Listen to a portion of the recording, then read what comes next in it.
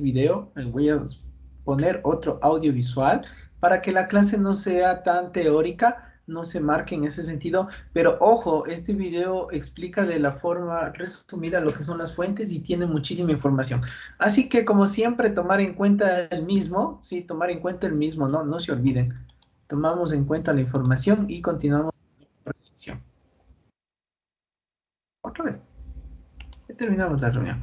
A ver, entonces, vamos con el audiovisual de lo que son las fuentes del derecho, ¿sí? Ah, si no se escucha, si no se observa, cualquier situación sucede con el internet o algo por el estilo, por favor me avisan, ¿no? Ecuador, la cual el día de hoy Vamos trae... con la teoría de las fuentes del derecho. Vimos lo que es el derecho en la clase. Prosigamos. ¿Qué son las fuentes del derecho? En derecho, la palabra fuente es utilizada con un sentido metafórico para indicar el principio, fundamento u origen de las normas que integran el ordenamiento jurídico vigente en una sociedad determinada.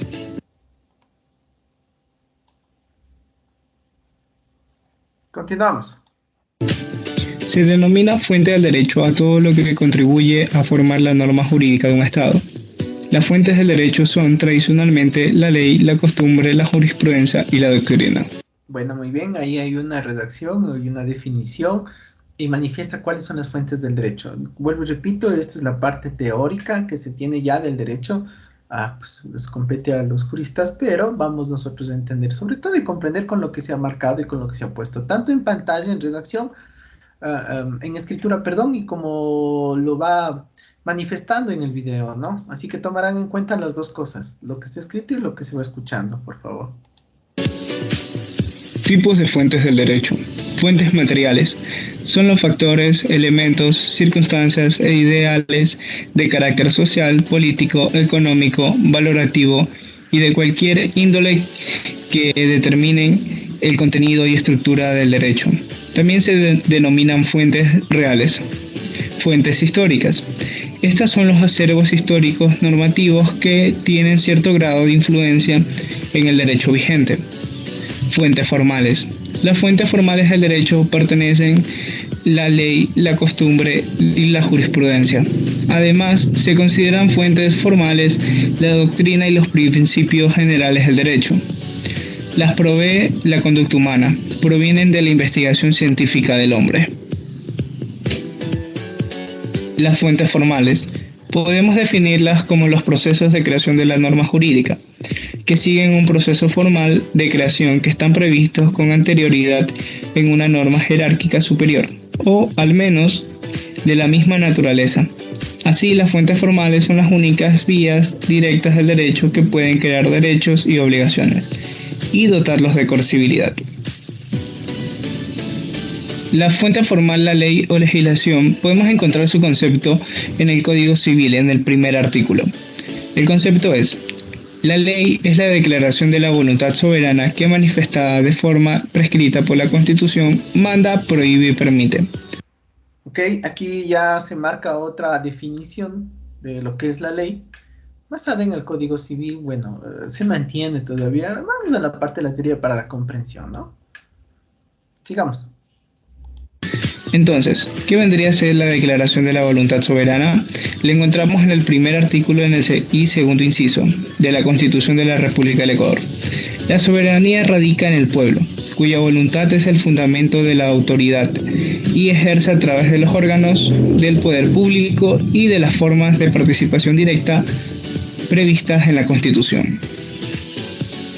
Principales características de la ley. Obligatoriedad. Cuando existen dos voluntades, una que manda y la otra que obedece. Y cuando la norma no es obedecida, surge la sanción. Coactividad. Ante el incumplimiento surge una sanción. Estas sanciones pueden ser resarcitorias o represivas. Son sanciones resarcitorias cuando tienen que ver con el restablecimiento de la situación original. Esta sanción busca que las cosas vuelvan a ser como eran antes del incumplimiento de la ley. Sanciones represivas son las que tienen que ver directamente con el castigo impuesto al infractor y origen público, porque emanan de la autoridad competente. Jurisprudencia. son las decisiones judiciales concordantes sobre un mismo punto. Existen fallos coincidentes sobre una misma situación jurídica que provocan una fuerza de convicción tal que hace que ciertas reglas resulte justa y aplicable. Conjuntos de fallos que coinciden sobre un mismo punto, que provoca una fuerza tal que hace que la regla resulte justa y aplicable para el juez. Entonces el juez lo va a utilizar para fallar en su sentencia. La costumbre. La costumbre jurídica es conocida como la fuente más antigua del derecho. Sus referentes datan de su utilización en Roma como única forma de creación del derecho. En Europa fue generalizada su utilización como fuente primordial del derecho durante la Edad Media y el Renacimiento, prolongándose hasta finales del siglo XVIII, época en la cual se comenzaron a expedir las grandes codificaciones. Las costumbres son actos repetidos, conocidos y aceptados por la sociedad. Constituyen en forma de actuar libre de los ciudadanos dentro del Estado. Encontramos este concepto referido a la costumbre en el Código Civil en su segundo artículo, que indica: valor jurídico de la costumbre. La costumbre no constituye derecho sino en los casos en los que la ley se remite a ella. La doctrina. La doctrina es una fuente del derecho que hace referencia a los estudios realizados, productos del análisis de los juristas sobre diferentes ramas del derecho. El jurista es la persona que estudia o profesa las ciencias del derecho. Los jueces no tienen la obligación de aplicar la doctrina, pero es una herramienta que puede ser de utilidad en el momento de motivar una sentencia. En muchas ocasiones, cuando surgen nuevos estándares de conductas sociales para las cuales no se ha promulgado y publicado una norma que los regule, la doctrina puede ayudar a obtener una visión general sobre la necesidad de solución del conflicto social, a través de las investigaciones realizadas por los juristas.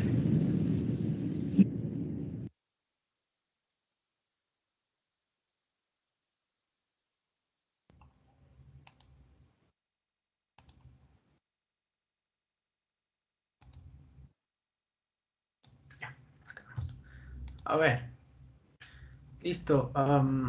Aquí hemos visualizado, ya tenemos la información de la teoría de las fuentes del derecho y hemos topado varios elementos fundamentales que se trabajan aquí.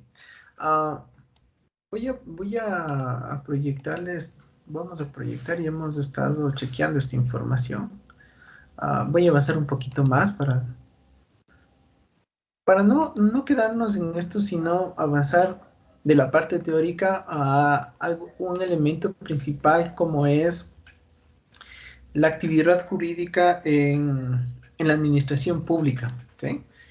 A ver, esta información que vamos a presentar también es de vital importancia porque simple y sencillamente este ámbito jurídico legal está marcado en los espacios públicos en donde de alguna u otra manera vamos nosotros a formar parte de ella. Es decir, vamos a trabajar en el ámbito público o B, vamos a trabajar en el ámbito privado. Bueno, legislación aplicada está relacionado justamente con esta orientación y que también necesitamos para introducirnos ya a la información de la administración pública y la contratación pública, bases o elementos como los que estamos ya ahora visualizando y aprendiendo, basados en la teoría del derecho, las fuentes, la ley, la doctrina, la jurisprudencia. Voy a también a tratar de subir este video en el aula virtual para que lo tengan más completo para quienes no alcanzaron y quienes han desaparecido y no están en pantalla. Al final voy a tomar participaciones en clase, entonces ahí veremos esa información. Pero en este ámbito de la administración pública es necesario ir partiendo de los siguientes elementos, ¿sí? Primero, la normativa, que si bien es cierto está marcado con lo que es la Constitución, ¿sí? Perfecto, y ese es el elemento fundamental, es decir, el elemento inicial. Vamos a tomar en cuenta también estos cuerpos normativos, como el Código Orgánico Administrativo, antes había el ERJAFE. Bueno, hoy prácticamente hay el COA, sus siglas, el Código Orgánico Administrativo es este cuerpo jurídico que establece los lineamientos, obligaciones en el ámbito público administrativo y de sus procesos en realidad. Pero acompañando a este ámbito tenemos lo que es el Código Orgánico de Organización Territorial, Autonomía y Descentralización. Las palabras o las siglas que tiene esto siempre ha sido conocido como el COOTAD, ¿sí? Donde se establecen obligaciones, funciones, competencias del Estado y demás actividades. Pero sin duda alguna, una información importante que está marcado con las competencias constitucionales, ¿sí? Pues aquí ya viene lo que vamos a ver en adelante a partir de su distribución, sus actividades, que es lo que necesito, para tener la correlación con la parte normativa. En otras palabras, si nosotros estamos trabajando en la función pública, tenemos que tener en claro que existen instrumentos legales partiendo desde la Constitución y claro, con lo que es el Código Orgánico Administrativo, su relación, la información ¿de qué? De las competencias o funciones de cada administración, sea por el Estado, o a través de sus ministerios, carteras ministeriales, secretarías, etcétera, o en su defecto con los gobiernos autónomos descentralizados. ¿Sí? Bueno, esta información es fundamental conocerla. Nos pudiésemos aquí quedarnos toda la noche o algunas materias solamente analizando sus contenidos o competencias, pero voy a rescatar lo principal y antes de esto voy a avanzar con lo que es el acto administrativo. A ver, señores, nuevamente, repetimos, si estamos en un espacio de función pública, llámese ministerio, llámese gobiernos provinciales, gobiernos cantonales, gobiernos parroquiales, es decir, o ministerios del lado del Estado, ¿sí? Vamos a tener siempre en consideración, vamos a tomar en cuenta los actos administrativos, es decir, lo que nosotros realicemos en el ejercicio profesional, pero en el ámbito jurídico. Sí, claro, realizamos los elementos técnicos, es decir, nuestros informes, nuestros oficios, nuestros proyectos, pero todo tiene que tener un respaldo. Desde ese punto de vista, vamos entonces con lo que es el acto jurídico, el acto administrativo. Y en la teoría manifiesta que el acto administrativo es toda declaración unilateral efectuada en ejercicio de la función administrativa que produce efectos jurídicos de forma directa. He querido en esta oportunidad colocar toda la información, como ustedes ven, en otras palabras, la literatura en la diapositiva, para que tengan bien a copiar, para que tengan bien a entender y de aquí en adelante rescatar la información principal. Entonces he querido mostrar realmente toda la literatura en este ámbito, en esta particularidad, porque es necesario que ustedes lo tengan para que ustedes lo sinteticen después. Hay diferentes clases del acto administrativo. ¿Sí? Vamos, actos administrativos se refiere a toda comunicación, y aquí vamos con ello, ¿no? Se refiere a toda comunicación oficial emitida, ahora sí, se refiere a toda comunicación oficial emitida por una autoridad o funcionario público con competencia para ello, ¿sí? Es decir, a la autoridad alcalde, la autoridad prefecto, la autoridad ministro, directores, subdirectores, técnicos, ingenieros, jefes, coordinadores, supervisores, etcétera. Por eso es que aquí esta información produce efectos jurídicos individuales de forma directa. Entonces, de manera general, el acto administrativo, ¿sí?, está dividido con lo siguiente. Acto de simple administración. Vamos a ver cuáles son los actos de simple administración. Es la declaración unilateral interna o interna orgánica, es decir, al interno de la institución, que produce efectos jurídicos individuales de forma indirecta. ¿Cuáles son? Los informes técnicos, ciertos pronunciamientos jurídicos al internos o criterios que se solicitan. Su función principal es aportar en la formación de los actos administrativos emitidos por las autoridades competentes. A ver, en otras palabras, Cuando usted realiza una inspección, una verificación, está en campo, tiene que hacer el informe técnico en el EMAP, en el EMOB, en los GATS, las empresas públicas estamos hablando, o en el ministerio como una parte técnica, su informe, lo que usted realice, lo que usted redacta, ¿no? Lo que usted tiene de la temática general es el acto de simple administración. ¿Sí? Entendido desde ahí, lo que usted haga va a comprender que es el acto de simple administración. Y por supuesto, este acto de simple administración, ¿sí?, es la base o el fundamento para que la autoridad, incluso el director, porque los prefectos y los alcaldes, es decir, la máxima autoridad, realizan delegaciones a los directores para poder emitir también criterios. Eso pasa mucho en contratación pública, ¿sí? Um, para que entonces, a través de su informe técnico de la inspección, de la verificación, la autoridad pueda emitir este acto administrativo de la autoridad, ¿sí? Entonces, el suyo, el acto desde la base técnica, es el que se denomina el acto de simple administración. Tomamos en cuenta también, dentro de la teoría, lo que es la contratación pública. Bueno, acá también me habla del contrato, ya vamos a ir poco a poco, necesito, estas son las bases. Los contratos administrativos, ¿sí? ¿Qué son los contratos administrativos? Bueno, aquí dice, produce efectos jurídicos entre dos o más personas, estando una en ejercicio de la función administrativa, y esto tiene que ver con lo que es la contratación pública. Sí, en realidad el contrato es la ley entre las partes, entre el lado A y el lado B de la moneda. El lado A de la moneda es quien está, sí, en la función pública, y el lado B es quien está contratado, es decir, la parte privada, por lo general. Por supuesto, si estamos en el lado A, desarrollaremos las actividades de la función pública tomando en consideración esta información y luego lo demás que viene. Y si estamos en el lado de la empresa privada, estamos brindando un servicio, vamos a trabajar, vamos a hacer los estudios, vamos a hacer los proyectos, vamos a construir la obra, etc. En definitivas cuentas, las dos partes van a estar relacionadas con un contrato. Esto nos da pie para luego lo que es contratación pública. Bien. Avanzamos. Hechos administrativos. Voy a ampliar un poquito más. Ya.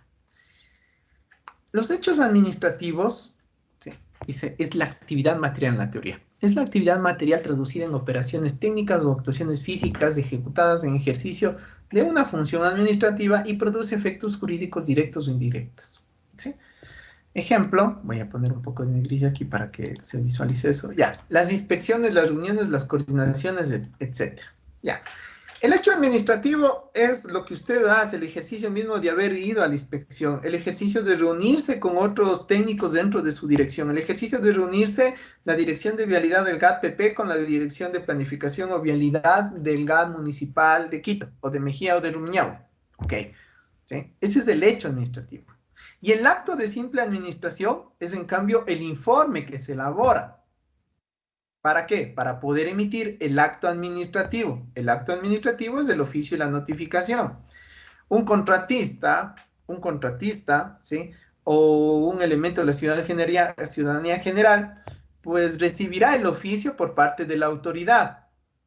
Ese oficio que usted reciba, si es del lado del contratista, es el acto administrativo. Ese oficio que se emita desde el GAT, desde los GATs o desde los ministerios, es el acto administrativo. Pero por supuesto, el oficio que firma el director o la autoridad máxima va a estar respaldado siempre de un criterio técnico o un criterio jurídico. Ese criterio técnico es el acto de simple administración, es el informe.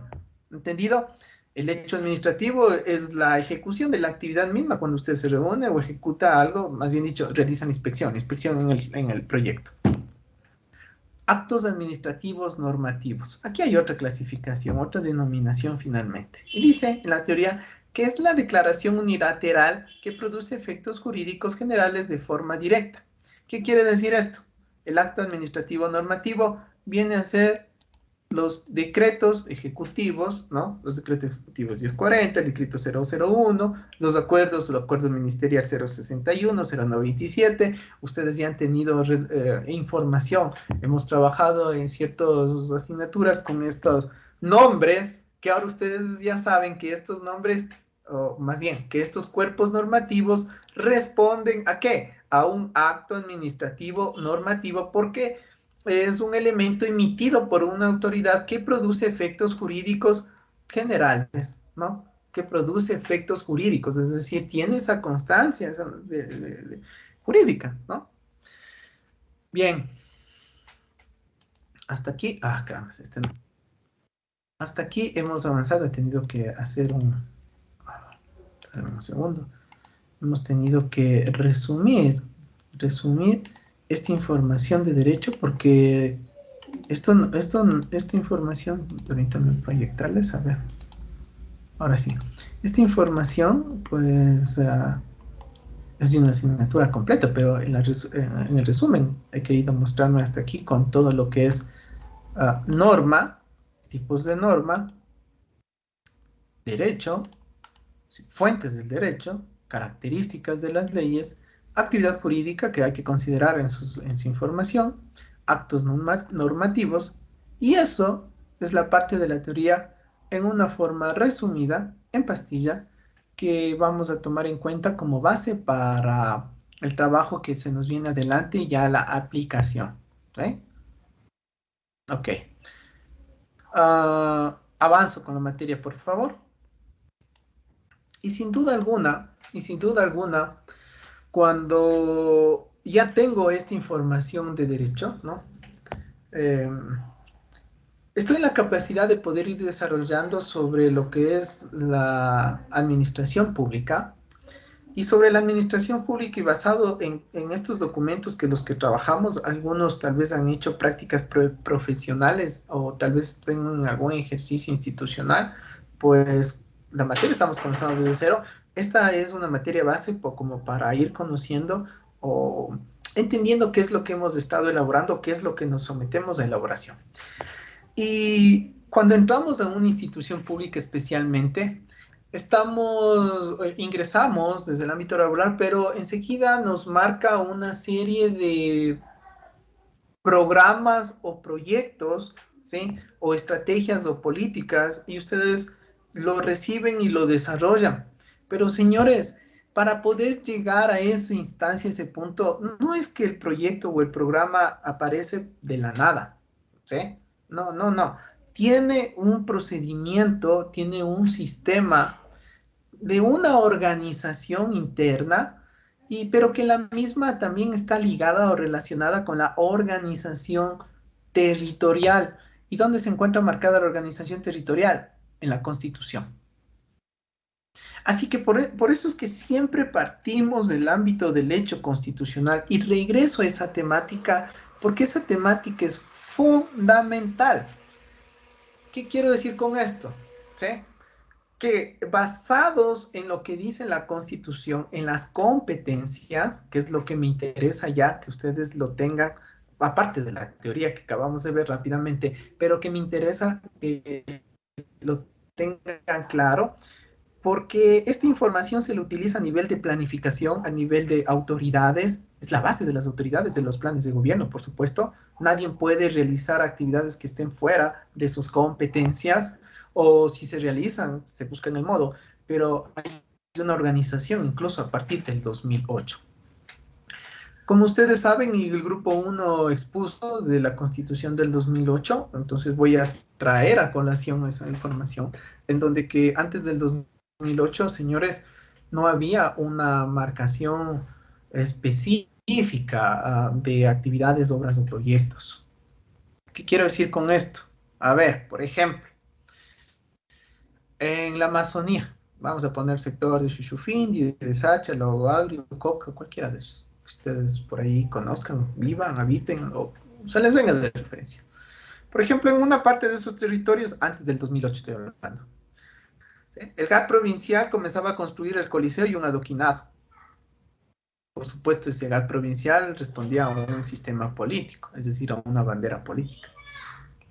Y el GAN municipal, para no quedarse atrás, ayudados tal vez con las empresas estatales o petroleras, más abajo comenzaba a realizar más adoquinados o otra cancha, una especie de coliseo o tribuna.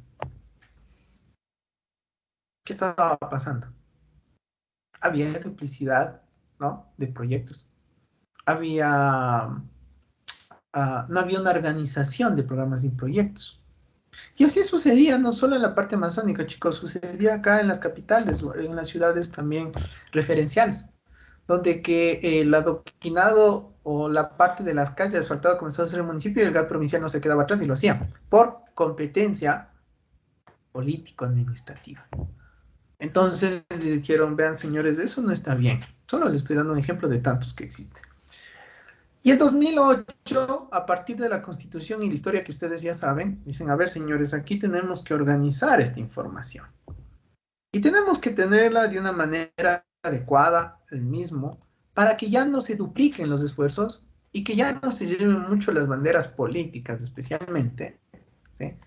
Y es así que aparece el título cuarto de la Constitución del Ecuador, en donde se refiere a la organización territorial del Estado,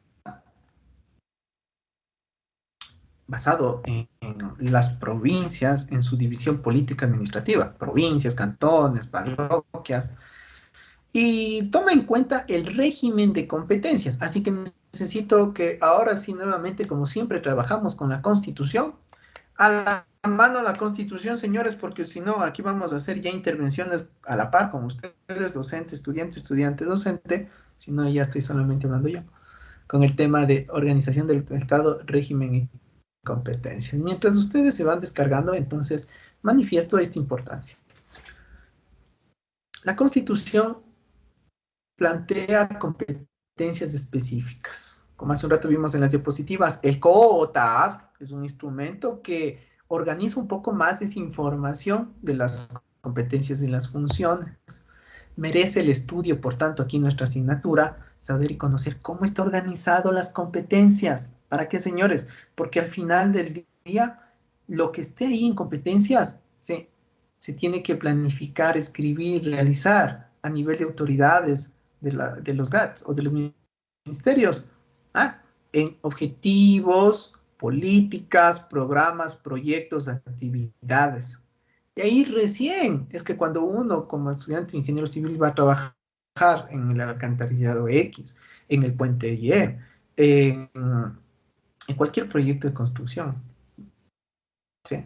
Ahí es cuando recién el proyecto, ustedes entran a un conocimiento que el proyecto tenía un enlace, ¿sí?, un enlace de planificación que viene ¿desde dónde? Desde la parte superior. Esto, lo que estamos viendo aquí en clase, esto es información. Así que eso me interesa porque eso es lo que a nosotros nos va a servir. Entonces, ahora sí viene la parte fuerte de la Constitución y lo que es competencias. Necesito, por tanto, en este sentido, necesito, por tanto, señores, que ir viendo desde su artículo,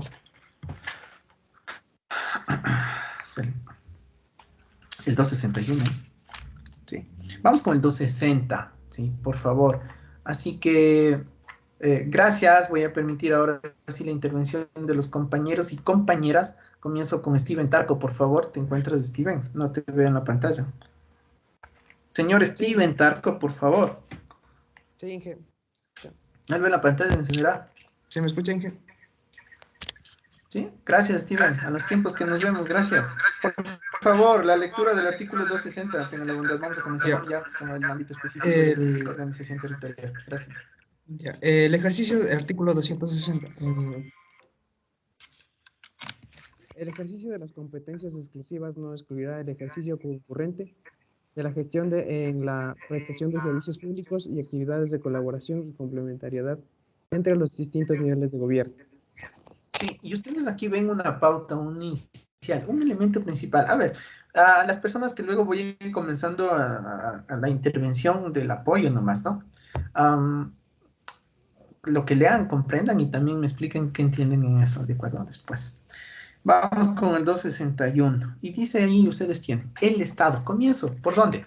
Nivel de gobierno superior, pues el principal, el Estado, el gobierno, independientemente de la bandera política. Y aquí nuevamente dejamos a un lado los proselitismos y los elementos. Vamos a hablar estrictamente de la parte técnica y constitucional. El Estado.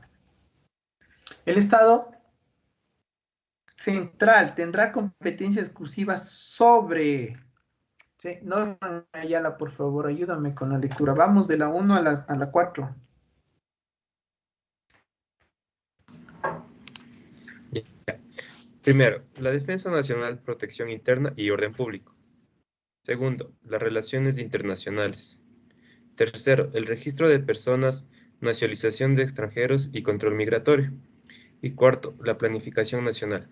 Perfecto, y me voy a quedar en este porqué, de este cuarto. Bueno, en otras palabras, ¿qué nos están diciendo aquí, chicos? Sí, las obligaciones que tiene el Estado. ¿Qué es lo que tiene que hacer el Estado? ¿A través de qué? A través de sus carteras, secretarias, ministerios, etcétera, ¿cierto? Ya. Y me voy a quedar en la 4. Voy a comenzar desde la 4. Porque la primera es de más, ya, pues es entendible, la defensa nacional y todo lo demás. Dos, las relaciones internacionales, tienen que trabajar en ello. Tres, el registro de personas nacionales extranjeras, perfecto, igual. 4, la planificación nacional. Y aquí voy a llegar a otro punto histórico, constitucional, de teoría y en la práctica donde llegamos. O sea, pues la materia, si no se explica así, pues no tiene, pues, incidencia. Así que, lo que les mencionaba hace un momento, chicos, antes del 2008, independientemente, vuelvo y repito, de las caras y actores, no voy a topar nunca el sistema político, antes del 2008, no había una planificación real. En teoría y en el escrito me refiero. ¿Sí? En la teoría y en el escrito. El ejemplo que les colocaba, había competencias, sobre esfuerzos, actos de corrupción. Me dirán ustedes que aquí pasa lo mismo, puede que sea así. Ya, independientemente como esté. Pero me voy al tema técnico escrito como está. Y en la Constitución no se escribía algo tan profundo y lo incluye en el ámbito de planificación nacional, que nos da otra forma de funcionar el Estado país del Ecuador. ¿Sí?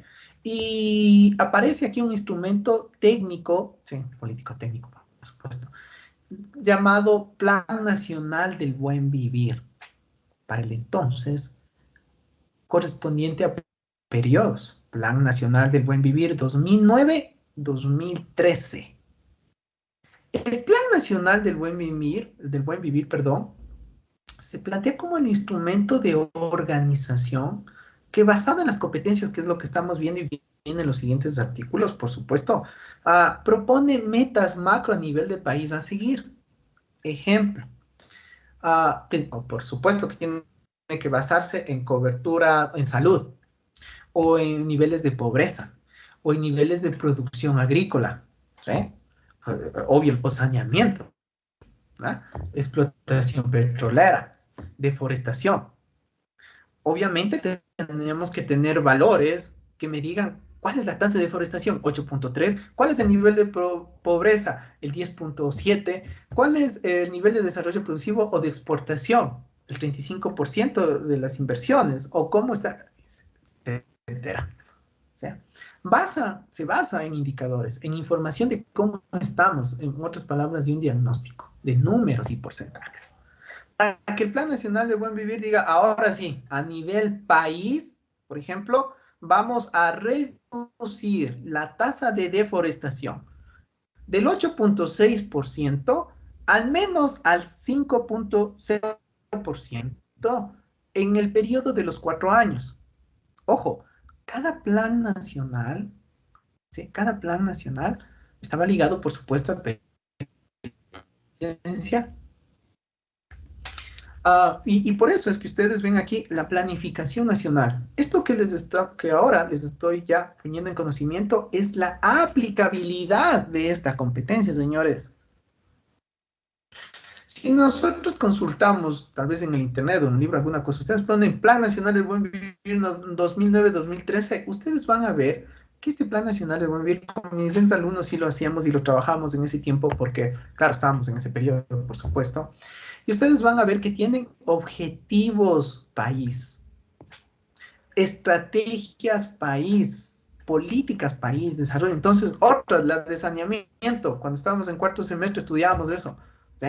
Reducir o tener la cobertura de saneamiento, agua potable, ¿sí? A nivel de país, del 70% que existía a subir al 80%. Ojo, subir un porcentaje, 2, 5, 10, es muchísimo. Aparentemente son números pequeños, pero realmente en la práctica es bastante. ¿Por qué? Porque para subir un 1% o 2%, los proyectos que se ejecuten, quienes tienen que realizarlo, en este caso hablamos saneamiento de agua potable, cada municipal, tienen que responder a un presupuesto alto del Estado. Dos, ejecución de proyectos reales en territorio, ¿sí? Y a fluir todos estos procedimientos administrativos en las empresas públicas. En otras palabras, hacer rápido los proyectos de alcantarillado y hacer agua potable, decíamos, perdón, agua potable, a cubrir rápido las demandas ciudadanas y barrios que tienen, independientemente de todos los problemas que eso significa, ¿no? Entonces, señores, la aplicación de esta planificación nacional responde a instrumentos técnicos como el que les acabo de mencionar, Plan Nacional del Buen Vivir 9-13, luego de esto fue 13-17, 17-19, ¿sí? Y el Plan Nacional del Buen Vivir del periodo presidencial que vino marcado por esa tendencia política, ¿sí? De varios años, y que al final, con el cambio de esa tendencia política a la misma, a a la siguiente línea, ¿sí? del señor presidente Lenin Moreno, planteó otra planificación. ¿Cómo se llamaba? Ahora sí, actuación en clase. ¿Quién me puede decir cuál era el plan? ¿Cómo se llamaba el plan de la administración de Lenin Moreno? Por favor, se la mano. Sí escuchábamos eso en el internet. Giovanni Sánchez, por favor, primero. Plan toda una vida. Gracias. Ya ven que por eso es bueno visualizar hasta las noticias y las propagandas del gobierno, no porque seamos favoritismo, bueno, repito. El plan toda una vida es el instrumento que materializa esta cuarta competencia que ustedes leyeron, ¿no? Que está ahí. ¿Sí? Por supuesto, ahora con el nuevo gobierno tiene otro nombre, ¿no? Si alguien ya sabe cuál es ese nombre, también por favor me dice para de una vez anotarle participación en clase. Gracias, Norman Ayala. El gobierno del encuentro y juntos lo logramos. Perfecto. Eso es bueno. Ahí me doy cuenta que estamos en la actualidad, independientemente de, vuelvo y repito, el tema político. Aquí cuando estamos en ámbito técnico tenemos que ser neutrales e incluso hay que saber ver como estrategia en un lado al que les gusta y el lado que no les gusta. El lado del análisis para el criterio técnico. ¿Sí? Así que eso como recomendación, sugerencia para los que también les gusta esa particularidad. Bien. Entonces, chicos, hoy por hoy tenemos una planificación. ¿Qué significa esto? Que tal como existía en el 2008, entonces la idea era reorganizar el Estado. El Plan Nacional del Buen Vivir del 2009, perdón, cuando ya nace este documento, les dicen en otras palabras, a ver, señores, al existir una aplicación, una planificación a nivel nacional, todos los gobiernos locales del país, provincias, municipios y parroquiales tienen que adherirse de alguna forma. Independientemente del partido político, la línea política que existía. Por supuesto, paréntesis ahí, que al existir una fuerte tendencia política, le fue un poco más fácil en los primeros periodos, porque la línea política del entonces de Alianza País tenía pues muchos representantes en los gobiernos provinciales, municipales y parroquiales, motivo por el cual al gobierno del turno se le hacía más fácil que todos los otros gobiernos, por obvias razones políticas, iban a enlazarse en la planificación nacional de una forma rápida. No así a los contrarios, como por ejemplo en Guayas, ¿no? Que ustedes conocen que es muy común, se les hizo un poquito más difícil por las banderas políticas contrapuestas. Segundo, el Estado decía, señores, hay que vincularse, tienen que articularse con esta planificación, porque sin duda alguna, si no se me articulan a la planificación nacional. Entonces, el Estado, ¿cómo les desembolsa el dinero para los proyectos nomás? Así de simple. A ver, póngase en contra del Estado. Por eso ustedes, tal vez, conocedores de la noticia, visualizaron muchas contraposiciones y efectos en el ámbito de que el AME, municipios X, reclamaban el presupuesto que el Estado no le asigna. No es que no le asignaba porque no le caía bien o no tenía la cara bonita, simplemente porque no se anillaba la planificación. Partiendo, por supuesto, del ámbito político también. No hay que dejarles a un lado. Esto entonces que les converso a la práctica nos lleva a que todos los gobiernos locales de turno tienen que irse enlazando de una manera estratégica. No es una camisa de fuerza, pero sí estratégicamente tienen que estar articulados para poder ir desarrollando programas y proyectos, sobre todo en el ámbito financiero, poder tener lo que le desembolsa el Estado. Por supuesto que cada gobierno por derecho le corresponde un porcentaje, eso ya es tema financiero político, que no es de la materia. Le corresponde un derecho, un porcentaje en función del ingreso presupuestario anual que tiene el Estado cada año, ¿no? Ah, pero tiene mucho que ver la articulación que aquí exista. Así que, señores, desde el 2008 la planificación tenía que irse organizando.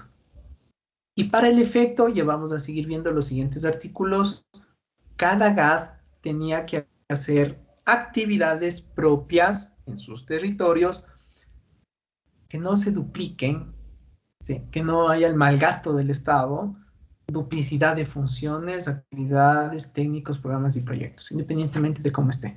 El espíritu de la norma era mantener una organización del Estado a través de una planificación y hoy por hoy, con el gobierno de turno, de quien quiera que sea, la mecánica, el sistema es justamente la articulación hacia ese gobierno. Señores, ¿en dónde se aplica esto? En cada dirección de planificación de las instituciones, GAD provincial, GAD municipal y, por qué no decir, parroquial. Los que estamos ahí, tengo esa oportunidad, también esa experiencia, ya varios años, y en la actualidad me encuentro en un proyecto de esos, donde que trabajamos de esta manera. En otras palabras, desde el 2008 no ha cambiado la mecánica y no va a cambiar. Así que para la gente que algún rato esté en niveles superiores o de mandatos o de jefes, tomar en cuenta que existe esta planificación y de que hay que articularse para los planes de gobierno y luego desarrollar la parte política de por quien estén trabajando. Ahí se acordarán de esta clase, como está grabado, se acordarán en su momento, para los que quieran. Si no, pues ahí conversamos en el momento que sea. Para la clase, avanzamos, por favor. Del 1 al 4 estuvimos, ¿no? Vamos, Ana Gabriela Jiménez, ten la bondad. No te he visto por aquí. Ana, ya te vi, gracias. Ana Gabriela Jiménez, por favor, necesito que me ayudes con la lectura de las siguientes, desde las 5. Ana Gabriela Jiménez. Ya, hija. Dice Desde las 5 5. hasta las 8, por favor. Desde las 5 hasta las Ya, 8, Ana Gabriela. ya, ¿sí se me escucha? Sí, ahora sí, vamos. Ya. 5. Las políticas económica, tributaria, aduanera, arancelaria, fiscal y monetaria, comercio exterior y endeudamiento. 6. Las políticas de educación, salud, seguridad social, vivienda, planificar, construir y mantener la infraestructura física y los equipamientos correspondientes en educación y salud. 7. Las áreas naturales protegidas y los recursos naturales. 8. El manejo de desastres naturales. Perfecto, y ustedes ya van viendo cómo se abre el abanico de actividades, ¿no? Me voy a quedar con la 8.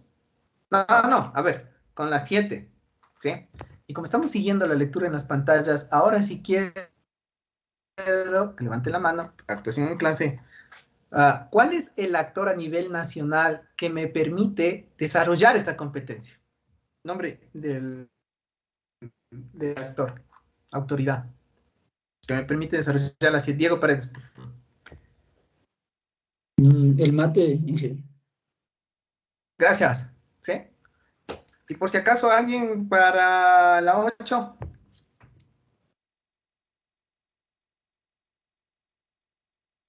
No, carambas. La Secretaría de Riesgos. Ya ven que estar actualizada las noticias y estar empapados del contexto nacional. Sí, ¿no? Lo mismo. Entonces, ¿qué estamos viendo aquí, no? La 6, la política de educación, salud, seguridad social y vivienda. Entonces, ¿qué está con lo que ahora me acaban de responder? Luego nos vamos de ejercicio de clase, ¿no? Con lo que ustedes me acaban de responder, ¿qué es lo que estamos viendo? A ver, primero, que hay competencias constitucionales, que hay competencias que va a marcarse el COTA, que ya vimos hace rato, no el contenido, pero la referencia. Y que hay actores, ¿sí? Hay actores, autoridades, que desarrollan estas competencias. Y con la número 7 de competencias, ya me dieron la respuesta. Por tanto, cuando haga la pregunta en el ejercicio en clase, pues lo mismo, ¿no? Ustedes ven que ya las actividades, la materia se va ya abriendo aquí, ¿no? Con esto, lo que vamos a concluir cuando ya finalicemos es que existen actores que desarrollan las competencias y luego normativa, ¿sí? Que me desarrolla la competencia. Por tanto, segunda pregunta para quien quiera participar. Si yo estoy hablando de que el MATE es esa autoridad que me permite el desarrollo de la competencia 7, ¿sí? Y si a esto le agrego lo que es calidad ambiental o regularización, ¿de qué normativa estaría hablando? Pregunta, ¿ya pasaron octavo o no? Algunos creo que están repitiendo y otros están adelantando, pero la mayoría pasó a octavo. Pregunto, ¿qué normativa es la que aplicaría en el proceso de regularización este Ministerio MATE para desarrollar la competencia de calidad ambiental, no? Sí, a ver, Henry Cachipuendo, por ejemplo, voy a preguntarle a los tiempos. A ver, no, me retracto, me quedo con Brian Alkinga, que es el primero que levantó la mano. Ten la bondad, Brian Alkinga. Sería el Código Orgánico del Ambiente. Sí, perfecto. ¿Usted ya pasó octavo o recién está tomando, Brian? Ya pasé. Perfecto. Por tanto, si ya pasó, entonces mucho mejor. Este Código Orgánico del Ambiente, ¿desde cuándo es emitido o desde cuándo se aplica? Fecha. No importa el mes, al menos el año. Desde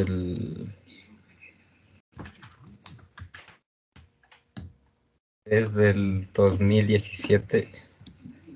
Uy, no. De todas maneras, sí estás considerado la participación, Brian. Michelle, Ya. la misma pregunta, Michelle Alexandra. Me parece que fue publicado en el 2017 y entró en vigencia un año después, 2018. Perfecto, gracias, Michelle Simbay. Ya. Parece que sí han pasado octavo, ¿ve? Así que ese juego también lo traigo a colación ahora en clase. ¿Sí? Ya vamos a ver, después cuando vamos a ver la estructura de las leyes, ¿sí? Vamos a comprender que en la disposición final, que forma parte de una ley, o en este caso del Código Orgánico del Ambiente, voy a recordar octavo, ¿sí? Ahí es donde se encuentra la información justamente de cuándo entra en vigencia el cuerpo normativo. Para esto es la clase de legislación. Ya vamos a ver. Y como Michelle, que sí acordó, o que tal vez ya nos mencionó aquí, entra en vigencia un año después. Hay una característica, si ustedes ven. Se emite en el 2017, pero en la disposición coloca que dice este cuerpo normativo entrará en vigencia un año después. Es decir, 2018. Ya, perfecto. Seguimos. Si hay dudas, preguntas, inquietudes, por favor, hacerle. Estamos en clase. Terminamos clase y vamos a ejercicio. Bueno, hoy día no, ya la otra semana. Pero terminamos y vamos a ejercicio de clase, ¿no? Entonces ahí ya no vale preguntar, ahí sí ya directo a la evaluación. Seguimos. Vamos de la 9. Vamos de la 9 a la 12. Pues ya no queda más. Alex Paucar Lema, por favor. Señor Alex Paucar Lema, por favor. Sí, ingeniero. Por favor, ayúdame con la lectura, Alex. Número 9. Las que le corresponda aplicar como resultado de tratados internacionales. Número 10. El espectro radioeléctrico y el régimen general de comunicaciones y telecomunicaciones, puertos y aeropuertos. Número 11. los recursos energéticos, minerales, hidrocarburos, hídricos, biodiversidad y recursos forestales. Número 12. El control y administración de las empresas públicas nacionales. Perfecto. Y entonces con esto, ustedes han visto, visualizado que existen funciones, competencias específicas, perdón, para el Estado, relacionado con estos temas. Por tanto, al Estado le corresponderá realizar todo lo que esté, ¿sí?, en su cartera para poder ejecutar estas competencias. Un GAT parroquial no podrá hacer el manejo de desastres naturales. Porque no está nomás, pues está designado al Estado la responsabilidad, ¿no? Un GAT provincial no podrá realizar la defensa nacional, protección interna y el orden público. Entonces, señores, si vamos viendo y con la teoría que estábamos mencionando, marca las estrategias de la cancha nacional, como decimos nosotros. Le dice al Estado qué es lo que tiene que hacer, cuál es su función. Claro que es el todo, es el macro, ¿no? Y de ahí en adelante marca la cancha para los gobiernos autónomos descentralizados. Vamos entonces con el 263. Y dice, los gobiernos provinciales tendrán las siguientes competencias exclusivas, sin perjuicio de otras que determine la ley. Y voy a leer yo la primera, porque eso es fundamental. No sé si están anotando o trayendo, pero tomarán en cuenta esta información, porque esta es la materia de clase. Esto sí necesito que sepamos. 1. Dice, planificar el desarrollo provincial. Estamos en los GAT provinciales, ¿no? Planificar el desarrollo provincial y formular. Entonces, primero le dice a usted, planifica el desarrollo provincial y formular los correspondientes planes de desarrollo y ordenamiento territorial, PDT, de manera articulada con la planificación nacional. ¿Con cuál?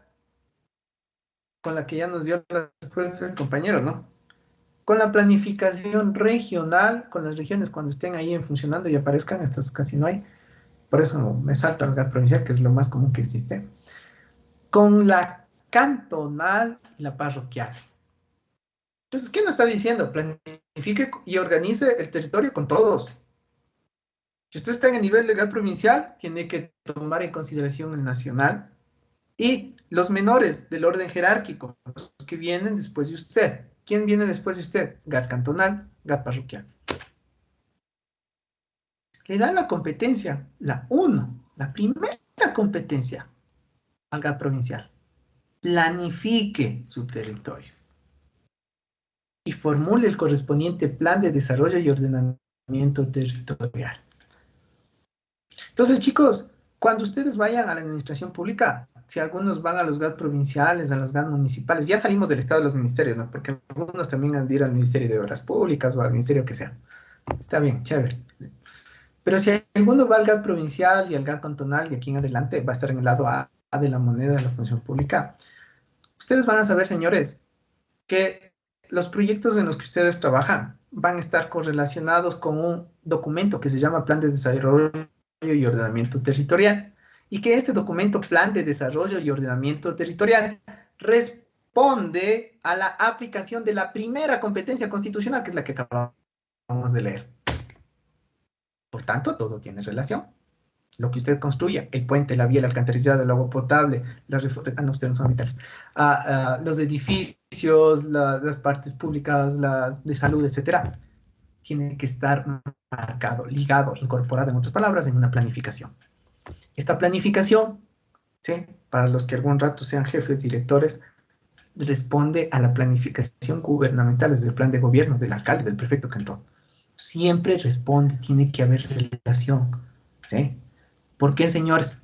Porque a veces entran nomás los alcaldes, no voy a decir nombres, entran nomás los prefectos, prefectas, con su plan de gobierno, que es toda una maravilla, pero hay veces que no tienen ni correlación con las planificaciones internas, y después cuando ya entraron, como esos alcaldes que entraron y después no sabían cómo desarrollar, ahí recién se dan cuenta que lo que plantearon tenía que estar articulado al interno, o sea, tenían que haber trabajado la parte técnica antes que la parte política. ¿Sí? Entonces aquí, señores, es un juego de estrategias. que aunque no lo quiera o no se lo sepa, viene de la Constitución. Y hay que ser inteligentes para poder relacionar todo lo que aquí existe. Muy bien. Seguimos. 2. Lectura, por favor. Señor Wilber, se invita, ayúdame con la 2. Sí, y nos vamos a ir una por una, ¿no? Y me explicas cada una. Wilber, se invita, la 2.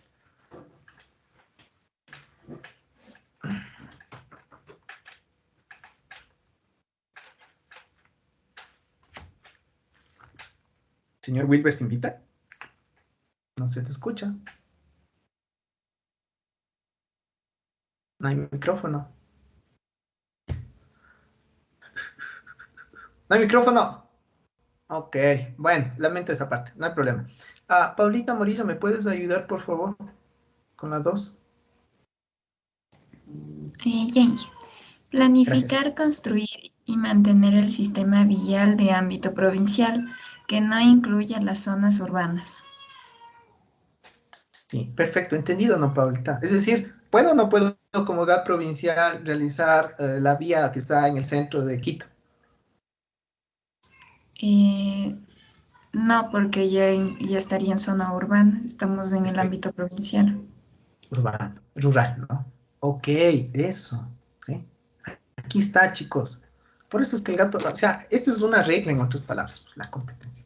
O sea, marca la cancha. Entonces dice, ahora sí, señores, GAT provinciales, por ahí a los que les gustaba en la parte amazónica, especialmente por el tinte político, ustedes ya no pueden hacer en la parte urbana trabajar esas cosas. A ustedes les corresponde ir a la parte rural y ahí. Y lo mismo, lo propio viceversa, ¿no? A los municipales tampoco pueden irse a lo rural, porque ya me sé de paso, y aquí ya me adelanto, ¿sí? Los municipios y los rurales siempre hacen proyectitos porque al final, por temas políticos, necesitan al final del día.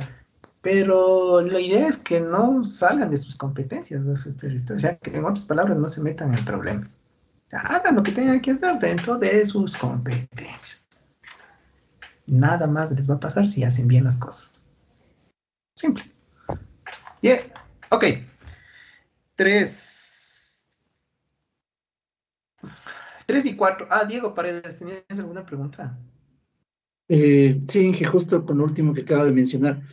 Precisamente aquí en Quito, bueno, en el distrito metropolitano, ¿cómo es la situación con las parroquias rurales? Porque si bien la prefectura sí ayuda, yo que sé, a municipios de, por ejemplo, Guayabamba, Mina, Atahualpa, pero también tienen una fuerte relación con el municipio. Entonces se ve bastante eso de que trabaja el municipio y la prefectura de Pichincha en este caso. Sí, a No sé ver, si me entonces, permite. aquí voy a adelantar un poquito el tema porque ah, primero vamos como visualizando y aprendiendo qué debe ser quién, o sea, qué debe ser el GAT municipal, que el provincial y el parroquial. Después que, me adelanto aquí, ¿no? Después que acabemos de visualizar todo lo que estamos aquí aprendiendo, viene esta connotación especial que se puede dar un trabajo conjunto por concurrencia. Se puede dar un trabajo conjunto entre GAT provincial y GAT municipal de forma conjunta y de alguna u otra manera entrar a través del convenio a fortalecer ciertos espacios que tal vez le competan. Pero no nos olvidemos que, por ejemplo, Guayabamba es una parroquia que dentro de la parte urbana le puede trabajar al municipio, pero la parte rural, por ende, la prefectura. Y entonces, si hay algún convenio de trabajo, esto ya son figuras de trabajo adicionales, digo, que sí se lo puede hacer. Lo pueden realizar y trabajar en forma conjunta. Lo que no pueden hacer es actuar cada uno por su cuenta, ingresando a sus competencias. Pues, por ejemplo, aquí en la zona de Conocoto no puede entrar GAT provincial a la parte vial porque existen zonas que son urbanas y le corresponde al municipio. Y entonces hay veces que el mismo GAT provincial se siente atado porque hay zonas municipales que no han logrado hacer su cobertura. El GAT provincial tampoco puede porque no le corresponde por sí solo. Pero si se arman un convenio de trabajo o figura de intervención conjunta, lo podrían hacer. Es así que por eso a veces se ven ciertos proyectos que trabajan de la mano. porque existe una figura que trabajan primero en una figura para poder de ahí sí ejecutar en territorio. No pueden hacer por su cuenta, por sí solos, porque ahí se meten en problemas con Contraloría y demás. Sí, viejo. Eso es como adelantándome un poquito a todos. Gracias. Vamos a la 3 y a la 4. Ay, gracias. Señor Jorge Ramiro Vega, por favor. Vamos, dame la lectura de la 3 y la 4. Ten la bondad. Ya. Ejecutar en coordinación con el gobierno regional obras en cuencas y microcuencas. 4. La gestión ambiental provincial. Listo. Y para ustedes, conocedores un poquito el tema, ¿no? Sí, voy a comenzar con esa última. Porque, chicos, la competencia de la gestión ambiental está otorgado al GAT provincial. Y ojo, cuando hablamos de gestión ambiental, es un gran paraguas que involucra varios componentes. Y tan solamente uno de esos tantos componentes es que la ejecución debe ser una triple AR. Ya pasamos octavo, ¿no? Solamente uno de esos componentes es la ejecución de la triple AR. De ahí en adelante podrán realizar acciones de cambio climático, programas de reforestación, ecosistemas, corredores biológicos, manejo de glaciares, agua, etc. Sí, nosotros en la provincial hacemos varios proyectos, no solamente nos quedamos en ser una triple AR, señores, a pesar que ser una triple AR es un mundo gigante. Pero la gestión ambiental, lo que nos dice en la lectura aquí es que realizan varias cosas, varios programas y proyectos. Por tanto, sí, ya. Por tanto, si vemos desde este punto de vista, sí, tenemos varias actividades que le compete al GAT provincial. Y segundo, dice ejecuten obras en cuencas y microcuencas con la regional. Como no hay la regional, bueno, todavía hay una tarea que hacer. Listo. Voy hasta aquí porque ya van siendo las 8. Vamos a hacer una pausa de la clase.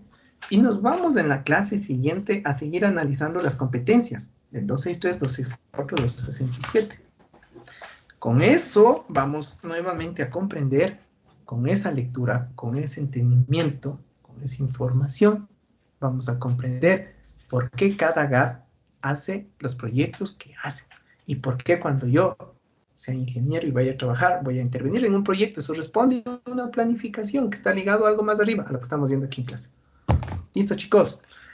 Ha sido un placer, nos vemos la próxima semana. Ya mismo comienzan noticias, vayan nomás a ver, después ya viene el deber, así con eso se informa todo lo que hacemos. Gracias, muy amables. Buenas noches. Muchas gracias. Gracias, Inge. Buenas noches. Gracias, Inge. Hasta luego. Buenas noches. Gracias. Gracias, Inge. Hasta luego. Inge.